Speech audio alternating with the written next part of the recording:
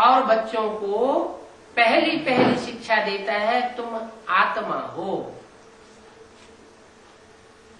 तुम जो अपन को देह समझ बैठे, ये देह समझने के कारण देह भान बढ़ता गया और पाप बढ़ते गए।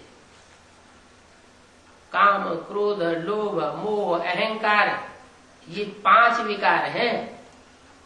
इन 5 विकारों के बढ़ने से पापों में बढ़ोतरी होती रहती है। इन 5 विकारों का बाप है देह अभिमान। जैसे जैसे देह अभिमान बढ़ता है, देह की याद आती है, देह के संबंधियों की याद आती है, देह के पदार्थ याद आते हैं, वैसे वैसे देहभान बढ़ता जाता है, विकार बढ़ते जाते हैं, पाप बढ़ते जाते हैं।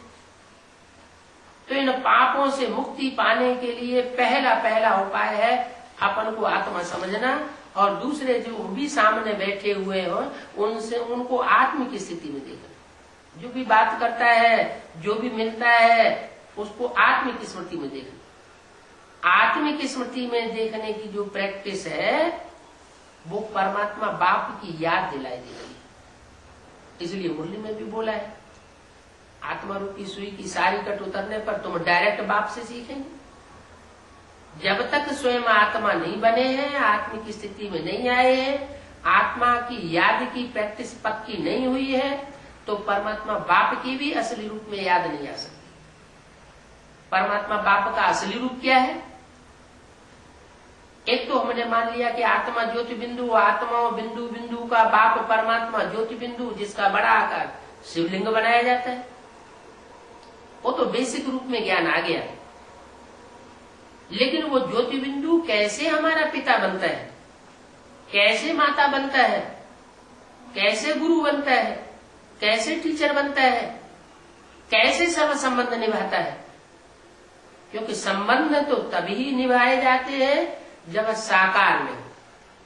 साकार नहीं है तो संबंध भी नहीं है। वो तो एक ही संबंध बनता है बिंदु बिंदु आत्माओं का। बिंदु परम पिता के साथ, बिंदु बिंदु आत्माएं, बच्चे बच्ची भी नहीं, और परम पिता, वो पिता भी किस आधार पर? वो पिता इस आधार पर है कि आकर के ज्ञान देकर हमको आत्मा का परिचय देता है। तो हमारी बुद्धि में बैठता है कि हम शरीर नहीं है, हम देह नहीं है, हम देह के आधार पर जो अभी तक दूसरों को परिचय देते आए कि हम मनुष्य हैं, हम पुरुष हैं, हम डॉक्टर हैं, हम मास्टर हैं, हम स्त्री हैं, हम तो ये जो देह का हम परिचय देते आए, वो हम ये नहीं समझे कि इस देह के अंदर कार्य करने वाली आत्मा है। वो आत्मा ज्योति बिंदु प्रकृति के मध्य में बैठी हुई वो सारे शरीर का संचालन करती है। इस सारे शरीर को संचालन करने वाली आत्मा के स्वरूप में हम क्यों नहीं टिक पाते? उसका कारण है 63 जन्मों का देह अभिमान। 63 जन्मों से देह अभिमानी धर्म पिताओं ने आकर के जो देह भान फैलाया है, वो देह भान के संग के रंग में हम आ गए। उनके आने से पहले हम आत्माभिमानी थे। सब देवताएं आत्माभिमानी थे। आत्माभिमानी होने के कारण वो स्वर्ग में थे, क्योंकि स्वस्थिति में थे, स्वस्थिति में गए थे, इसलिए उनके रहने के स्थान का नाम पड़ा स्वर्ग। अब हम आत्मिक स्थिति से नीचे गिर गए संग के रंग में आकर के, और इतने नीचे गिर गए कि हम चाहते हुए भी पापों से मुक्ति नहीं प्राप्त कर सकते।